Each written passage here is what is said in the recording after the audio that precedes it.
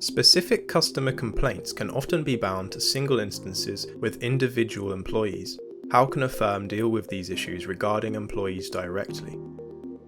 When it comes to collecting customer feedback, we have always to have one aim from collecting this, which is service improvement and reaching the ultimate customer satisfaction. Converting voice of the customer into immeasurable CTQs critical to quality, I think it's the first key step in improvement method. And when it comes to your employee, so we have to follow the transparency communication method. It's important to have on a monthly basis an awareness day, and I can say an awareness day, a meeting, or even a conference with our employee, sharing with them all the collected customer feedbacks, whether it's positive, negative, or neutral. And if we will look at the bright side of the feedback, the positive one, so we make all kinds of appreciation and recognition to enhance the service level and also to encourage our employee. These kinds of appreciation, like trophies on their desks, certificate, appreciation certificate, tangible gifts, internal communication, internal circular mail to all users, all kinds of appreciation that lift them up. We, as a customer experience, also benefit from this day. When we have an open discussion with the employees, we get to know more about the obstacles and the difficulties that they face during serving the customer, and this help us to work on it to help them having a healthy work environment for them. Also, we as a customer experience, after this gathering or this discussion, we remeasure and remonitor again all clients' collected feedback to figure out, we can figure out the progress and find out the repetitive issue and to reach its root cause.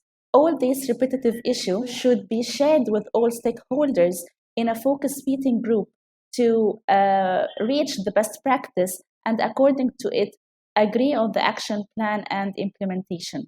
Before delivering any negative feedback, managers must build a trustful relation with their employees. This will help the employee in receiving the negative feedback, as we can say, from a trusted person who is keen to support and help them to improve, rather than pointing out their faults and mistakes. If you are not connected with your people in your organization, then you will never deliver the experience you want to your customers. And I think that feedback is the best tool for managers, but it's effective when it's delivered in a proper way. My advice to the managers when it comes to delivering negative feedback, managers must sit face-to-face meeting, sitting privately, not in a group, delivering the negative feedback in a very respectful and caring way, not to talk in a rude way. And also, please, managers, do not prejudge your employee without giving them the opportunity to listen to their voices and their justification behind this behavior or this issue. Because if the employee felt that you listen to their voices like we listen to the customer voice, then you're sending them out messages that do say their opinion and their presence matter to us and its value. They together have to identify the problem, set a developing plan to avoid this issue to reoccur and also to prevent it from to be counted in their service level KPI in their monthly scorecard.